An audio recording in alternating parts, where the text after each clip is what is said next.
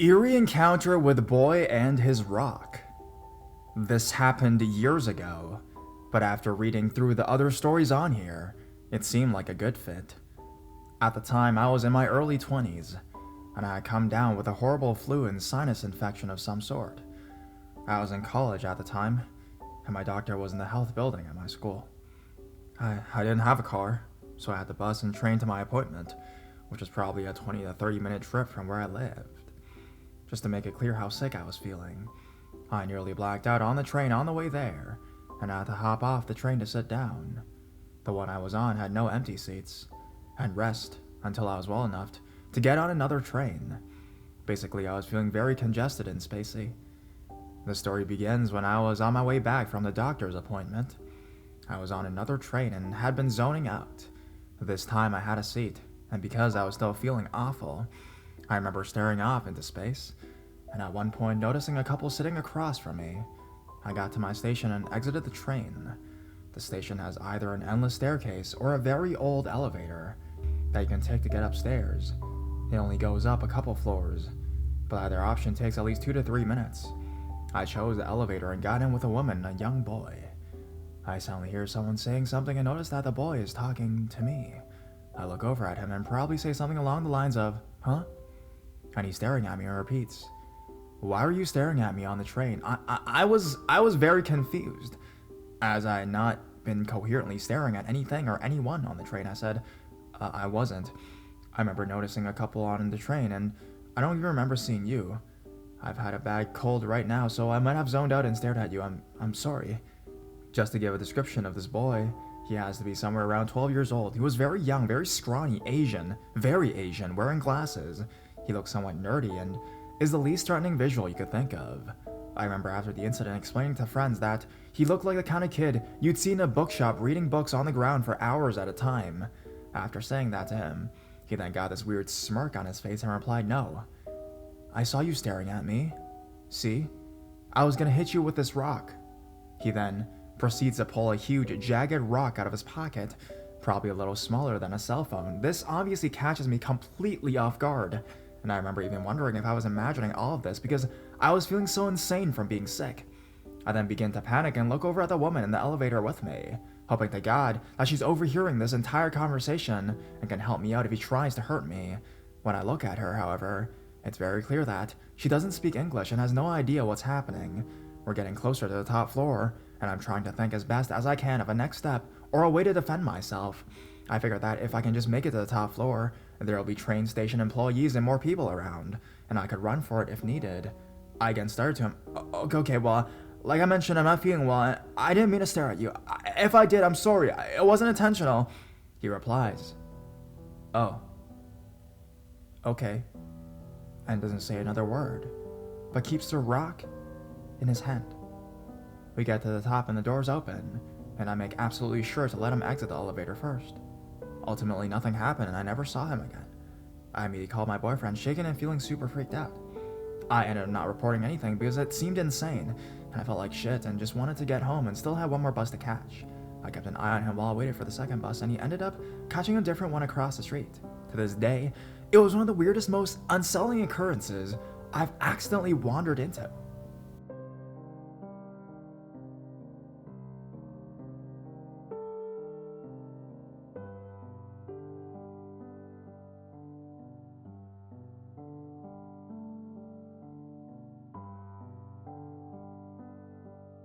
Sketchy Beach Family. This all happened in July 2004.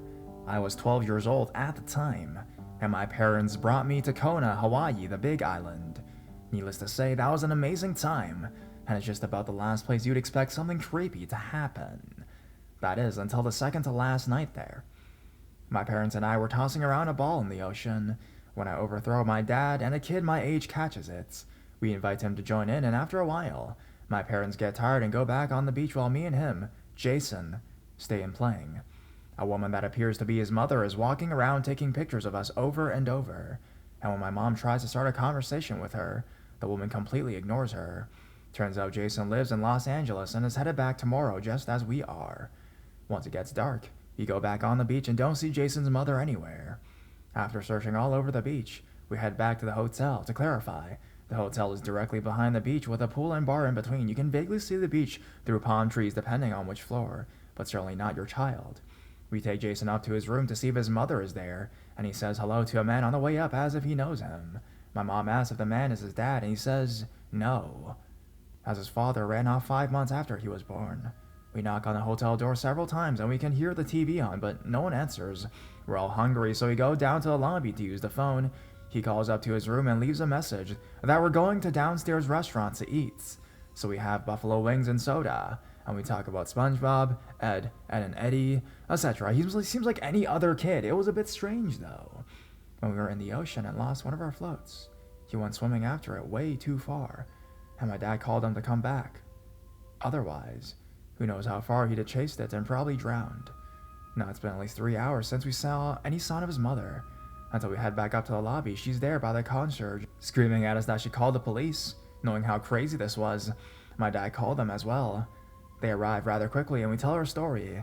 All the while Jason's mother is shouting, "You're just trash," at us, repeatedly. I don't recall Jason saying much of anything at all. Eventually the situation dies down and we go back to our rooms, placing a desk in front of the door. Fortunately, we don't run into them on the way back. So, I hope Jason is doing okay at this point, and Jason's mom, let's not meet.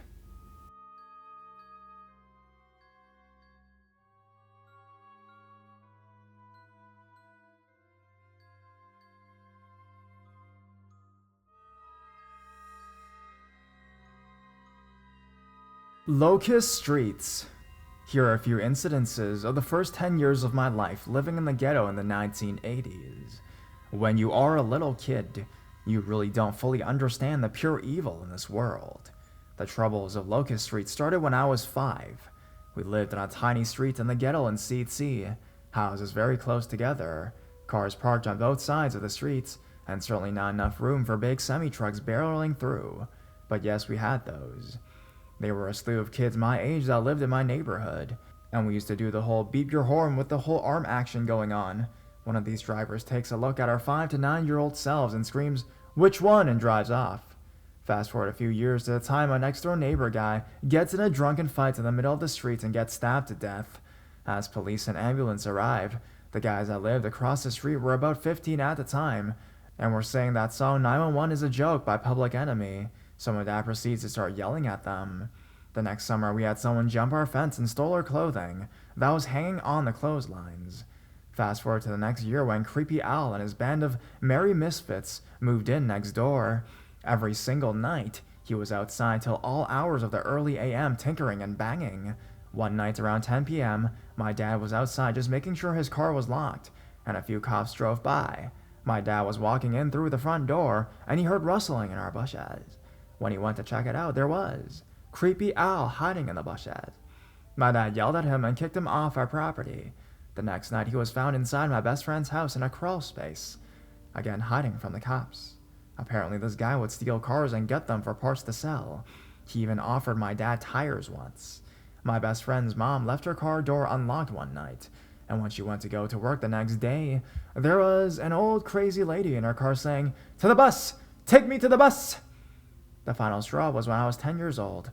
All of us kiddos were outside playing when all of a sudden, all of our parents were frantically trying to round us all up and get into the house immediately.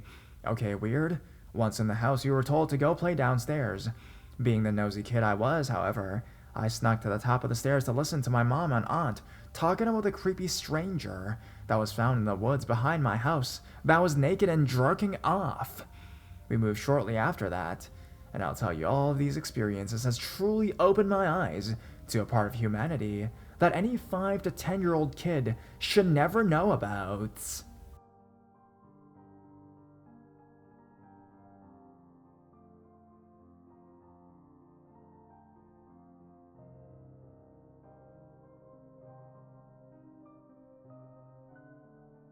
Crawling man in the park. Not to scare anyone, but this is 100% true, and I would really appreciate any questions if anyone is curious. I am quite a loner and like to go on walks just to get some me time. This one night on the 27th of November, I decided to go on another lengthy walk of mine. There was something eerie this time though. as I had a feeling that the 27th of November is a night that something grotesque was going to happen, and boy was I right. So, at around 2 a.m., I was restless and made my way into the cold night with that same feeling of dread I had earlier on in the day. The first hour of my walk was pretty normal, and nothing out of the ordinary, but lo and behold, I had a feeling I was being watched, bearing in mind it was about 3 a.m. now, and I was sitting on a bench that was in a park that wasn't very well lit. Someone else being in the park was very unlikely, as it is a small town, and the only people who would be around at this time is drunk pissheads who do my head in. Anyways, there was no sound coming from the dark figure that caught my eye. He was just standing there staring in my direction. I looked down at my phone to put my torchlight on and pointed my light towards the dark figure, but to my surprise, he had vanished. Me just being paranoid and extremely tired, I just ignored the weird encounter and decided it would be best to make my way home and get some shut-eye. Placing my phone back in my pocket and lighting up another cigarette, I made my way back to my house, but still had this uneasy feeling of someone watching me. I am normally not easily scared, but this felt different, like someone had decided to taunt me. I looked behind me to see the dark-figured man standing right there beside a tree just looking my way. Now, I know this isn't just something my mind has made up. I shout to the figure, "Hey man, is there a problem?" You could tell there was fear in my voice, but I wasn't going to let this creep get the best of me. No response from him. This was just getting weird now. I stood there, my eyes widened. The man got to the floor and started crawling towards me in a manner I could only describe as insane. The only thing I could hear was his hissing noise, which I presumed it was coming from his mouth. I just stood there wondering what on earth he was going to do to me, but in my current state, I just looked at him with fear. As he edged closer, I vaguely noticed something that was dangling from his rucksack. I guess it was some kind of bird or some sort of small creature. Anyways, I didn't want to hang around to find out, so I dashed up a small lane right back to my house. Looking back on the ordeal, maybe I shouldn't have headed straight back to my house, as he would know where I lived, but my head was in a messed up place from all the fear this man had caused me. I ran through my gate to my front door and quickly glanced behind me to find him just standing outside my closed gates. One thing the man said to me will always send chills down my spine to this day. He muttered the words, "One day we will meet again, and that time you'll be coming home with me." The events of this night stopped me from going on walks because I still, even to this day, 5 years on, fear that he will come back and take me to some sinister place where he could do whatever the hell he wants to me. So, creepy man from the park, let's not meet again.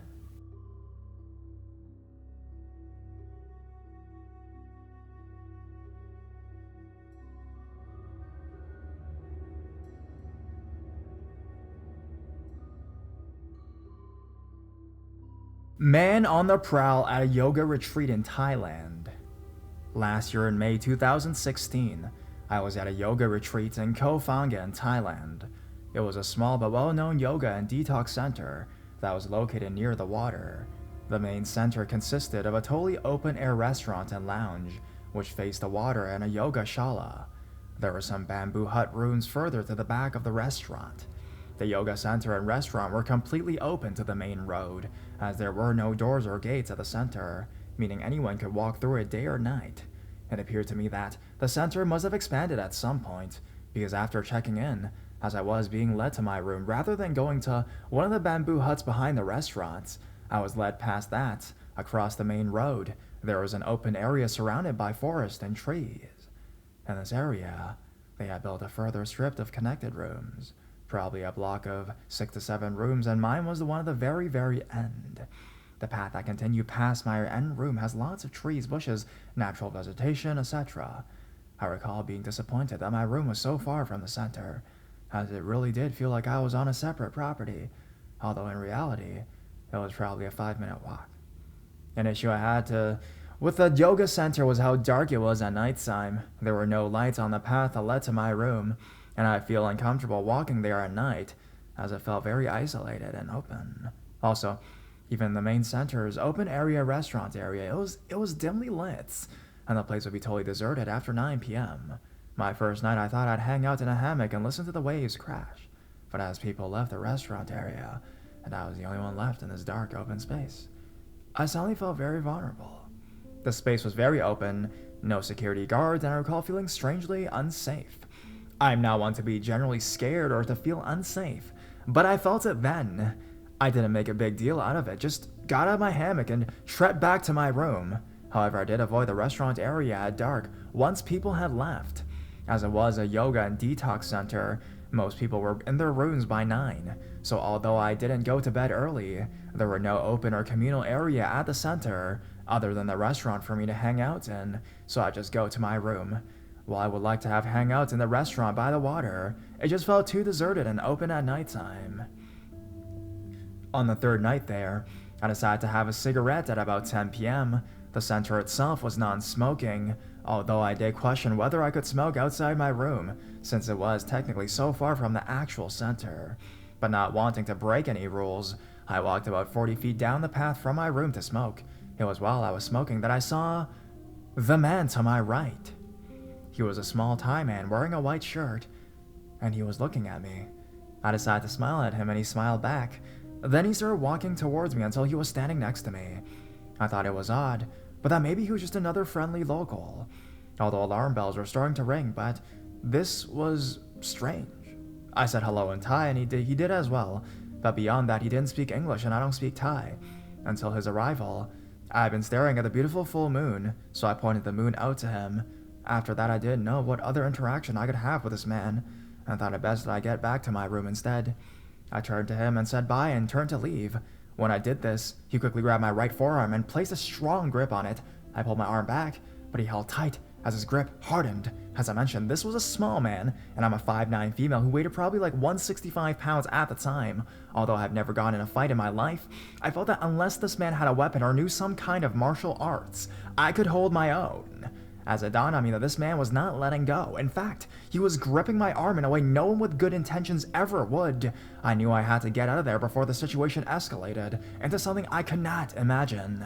I firmly planted my feet on the ground, turned my body, yanked my arm, and started running back to my room as I was running.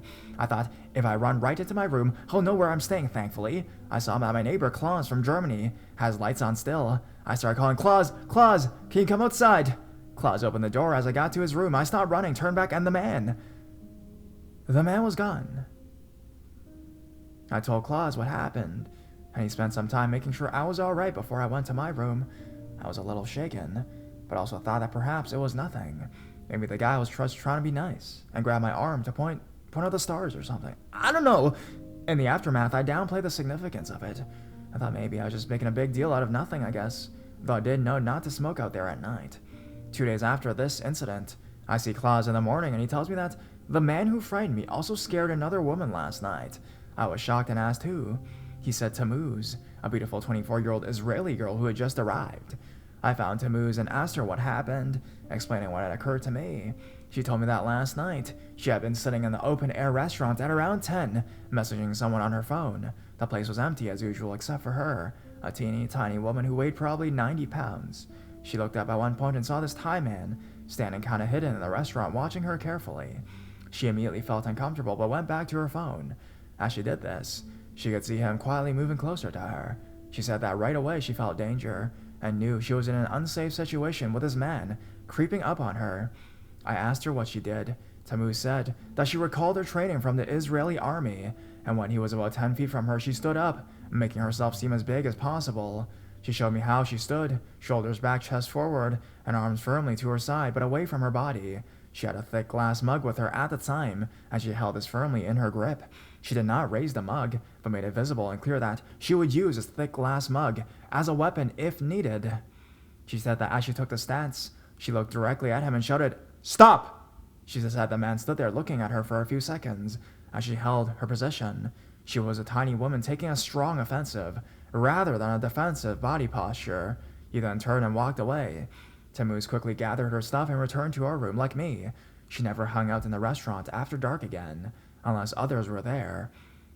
Tammuz and I shared descriptions and concluded that it was the same man in both our cases. Later that same day, the manager of the center came looking for me. She looked very worried as she told me that she had just found out about what happened. She asked me to tell her my story and asked why I hadn't informed the center right away. I told her the truth, which was that although my gut told me that this man was dangerous, My mind told me that it wasn't really anything, and maybe I just misinterpreted the situation. Also, I told Claus in the immediate aftermath and felt comforted that I had a neighbor one wall away. I did tell them, though, that I thought the path to my room needed lights, and it was completely dark at night, and the room being so far away, you know? They ended up installing lights on the path that same day. They also called the police, and we had an undercover policeman posing as a guest at the center for a few days. But nothing happened after that. Well, at least not for the next 7 days I was there. Let's hope it stays that way, Seth.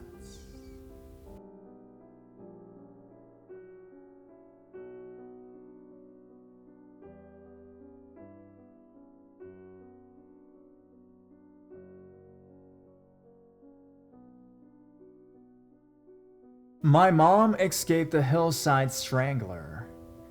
This takes place in October 1977 when my mom was 16 years old.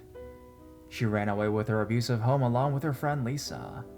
They hitchhiked from Mass all the way to California.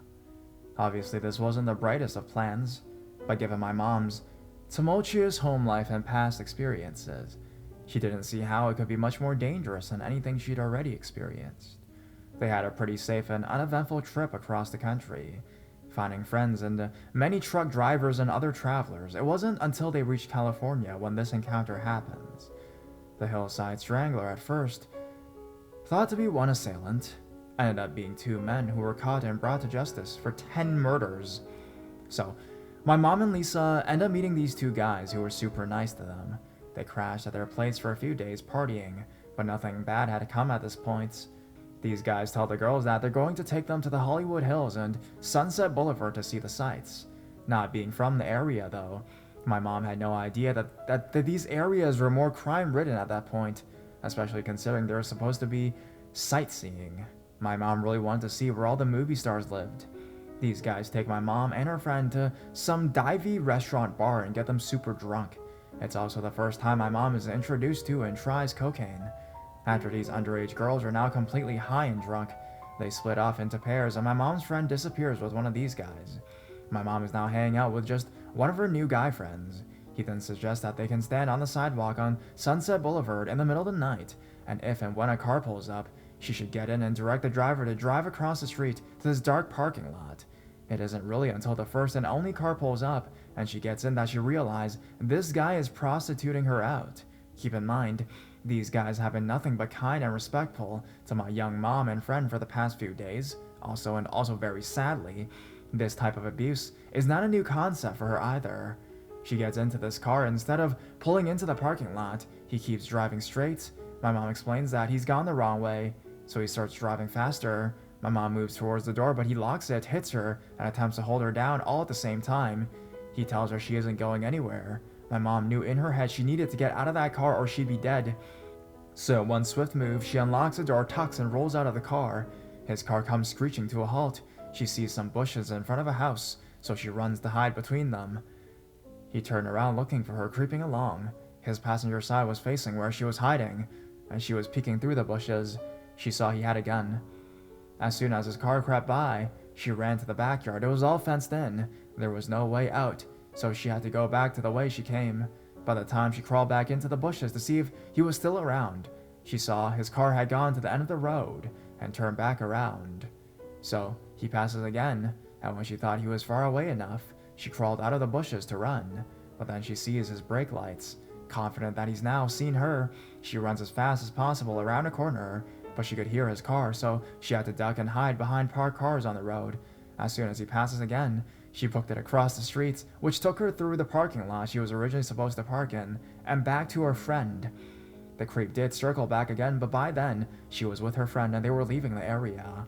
My mom and her friend quickly ditched these 2 assholes and did find a safer place to stay, but only a short time later did my mom call home and eventually made it home safely. It wasn't until a long time later that she saw on the news a story about a woman being murdered and recognized the murderer, dubbed the Hillside Stranger, as the man who had picked her up that night. A side note, my mom literally just dictated the story to me. I heard it before, but not in so much detail. I told her about this sub, and she said I should share her story, not purposefully, but I googled an image of the Hillside Strangler and showed her, unexpectedly, my phone, and she jumped so high. It really unnerved her, recognizing him again. I feel bad about that.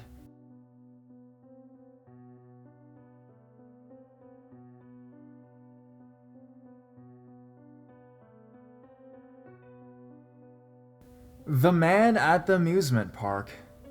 This happened when I was around 11 or 12, during the summer holidays. About me at the time, male, about 5 feet tall, out of shape and very shy. I was traveling with my parents in Europe, and we had been to Barcelona and Paris before, with our next destination being Tarragona in Spain, where an amusement park called Port Aventura was located. We had scheduled to stay there in one of the hotels for 4 days to visit the park, water park, and beach club. Now, the story I'm about to tell happened on the 3rd day in the main park. It was getting late, and most of the areas of the park were closed, except for the Mediterranean area, as a show with fountains, lights, and fireworks was being held over the lake that night. As it was the week of the park's anniversary, I asked my parents if we could just stay and watch the show, but they were much too tired after an entire day of running around at the amusement park. I needed to go to the information desk to make sure the things we had brought were properly sent to our hotel room. I begrudgingly obliged. As we were near at the information center, I felt the need to go to the bathroom. I asked my mother if I could go, and where the nearest one was. Turns out, the closest one is at the edge of the Mediterranean area. My parents were busy at the information desk, and I have no siblings, so they just told me to go alone. I wish I had waited for them to be done, so I could have gone with my dad, because what transpired was pretty traumatizing. So I navigated back to the Mediterranean area and to the bathrooms. The whole area itself was pretty busy, and lots of people were crowded by the edge of the lake to watch the show that was about to begin. I entered the bathroom and went on with my business at a urinal until I noticed a man looking towards me. I normally don't look like when people stare at me, as I was shy, but this time, instead of embarrassed, I felt in danger. I glanced back at the man. He was about 6 feet tall, about mid-20s, with a well-built physique, very short hair, almost shaved, Caucasian, wearing a gray hoodie, dark blue jeans, and black leather boots. It immediately struck me as a kind of person you wouldn't find in an amusement park. He was standing in front of the second urinal as of using it, but I had the feeling he wasn't. I noticed him glancing over at me a few more times. I was done, and eager to leave. I tried to pass behind him, and as I did, I noticed he tried to reach for me. I barely avoided his hand, and he grunted, while I made a whimpering noise. The bathroom was very crowded, so no one noticed it. As I neared the exit, he left his urinal. I left the restrooms and looked over at the lake. The show had started. There were images being displayed on the water of the fountains with a projector, and loud music was blasting on all the speakers. I tried to blend into the crowd, hoping to lose him. After about a minute of making my way through the cluster of people, I looked back. Not 10 meters behind me, there he was, following behind me through the same paths between the herd that I had cut through. He was now having his hood up, covering his face, but I could feel him staring me down. I almost noticed that he was wearing what I could think were black fingerless gloves. Alarms were going off in my head as my previous stance on the situation went from weird and creepy to dangerous. I turned and started to desperately get to an area I could run away in. After about 15 more seconds of squeezing through people, I finally reached the final stretch of the lakeside pathway. It was empty, too damn far from the main show for anyone to be there, yet the speakers were still playing loudly here. Ahead was a maintenance side path with a gate slightly ajar, and to the left was a turn leading back to the plaza with the Info Central building. I ran as fast as my asthmatic, out-of-shape self could run towards. I could hear this man running behind me, his boots getting louder and louder behind me. He was gaining on me. I started to panic and ran even faster than I thought I ever could, but he was still getting closer. I had reached the turn and changed direction so fast I leaned towards the ground and nearly slipped. I felt motion behind me as if someone had taken a swing at me, and I could hear the man complain in a language I did not recognize. My working theory is that it was Russian, but it was some Slavic dialect for sure. I kept running through the plaza directly to the information building, but I didn't hear the man running anymore. I looked around, turned around, and saw him slip into the service gate at the end of the streets. I ran inside the building and grabbed my mom's leg, stuttering and almost crying, but she was occupied with the lady at the counter, and though she saw me distressed, told me to go sit and wait, and tell her when we left. I tried to protest, but she would not listen, and was paying keen attention to the lady. As I walked over to sit on one of the chairs, I looked out the door and scanned the plaza with my eyes. I did not notice anything at first, and almost looked away. but I saw something behind a direction sign posted next to a tree in the most remote and dark corner of the plaza. It was a man. I felt like we made eye contact. I turned away and sat in the chair furthest from the entrance. When we were leaving, I looked over in the same direction again, and he wasn't there anymore. I told my parents, but since I had a vivid imagination as a kid, they chalked it up to me being paranoid because I was alone, and that even if it was true, there were way too many witnesses for someone to try and pull something of the sort. I wasn't happy to be called a liar about this, but considering how thick-skulled my parents can be, I did not insist. I was just happy to have gone unscathed. I tried to forget about this encounter and was successful, but having run into this subreddit and many other similar stories of near kidnappings, this resurfaced in my mind, and as I decided to post it, as I was typing my story out, I realized how bad my situation was. The people around at the time were distracted by the show, and no one would have seen me get taken, and with the loud music, no one would have heard me scream or struggle. And the fact that maintenance gate was open, and I saw the man enter it, I almost ran right to where he wanted me. To think that I almost got kidnapped right next to a crowd of people, it boggles my mind. I'd never gone alone anywhere in amusement parks since.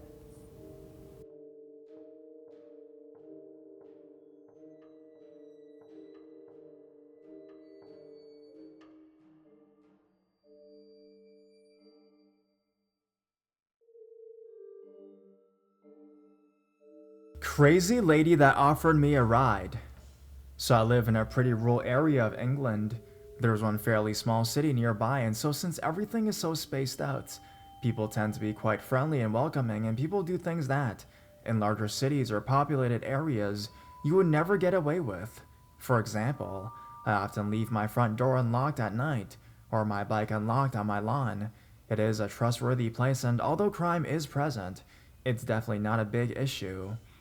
I just turned 18 years old, but I think at the time of this story I was still 17. I'm also a dude, so stuff like this doesn't usually happen to me. One night I was chilling at the bus stop on my way into the city center, where I walk about 10 minutes to college. I had only just gone there, and it must have been about 11 a.m., so there wasn't any rush or any cars around or anything.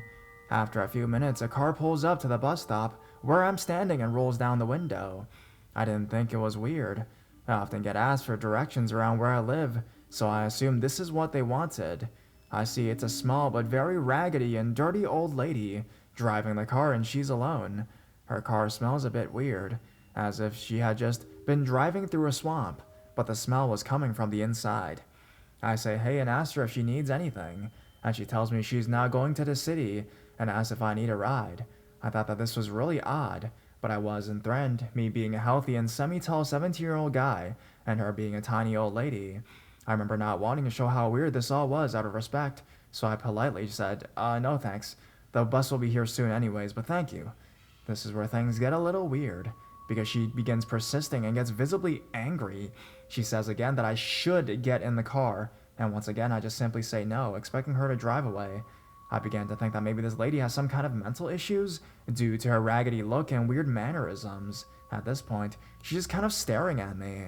Kind of how you look at something when you're trying to process why it's happening, as if she's expecting me to just get in her car. I say once more, trying to be more aggressive, that I don't want to ride. She looks as though she's going to get out of the car for a second, but in all the fuss, I didn't even notice the bus approaching down the long stretch of a road. She seems to notice it coming too and simply drives away. Seemingly offended that I didn't get in the car, I got on the bus and just forgot about the whole interaction. I remember thinking afterwards if I knew this woman or if she might be like a friend of my mom's, but I'm certain I'd never seen her before. I'd certainly remember her strange rough look and bad smell. I haven't seen her around my area since.